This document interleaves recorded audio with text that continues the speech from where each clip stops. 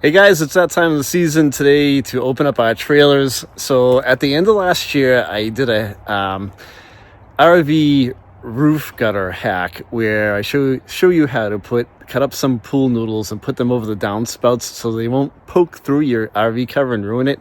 And I've had this on all winter. It worked out really well. There's no holes in my cover, and I'll take a quick walk around so you can check it out. So I've got 4 of them on my place. There's one on that corner right there. And this is just like a cheap, easy way to do this, and it'll work so wicked good. Here's the other corner right there. There's a gutter coming off right there. You can see my finger on the camera.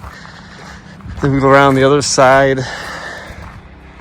And right up there, I'm good. And, we're up here in New England, and we get a lot of weather and blizzards and snowstorms and ice, and wind. So 60-mile-an-hour winds, it's going to last through all that. And this corner is good too. So if you want to check out what I did, I'll put a link in the description of this video over to that video so you can check out my pool noodle roof gutter hack for RVs. And I'll show you how I did it. It's really easy. It'll cost you a couple bucks for the noodle, and it'll save you RV cover.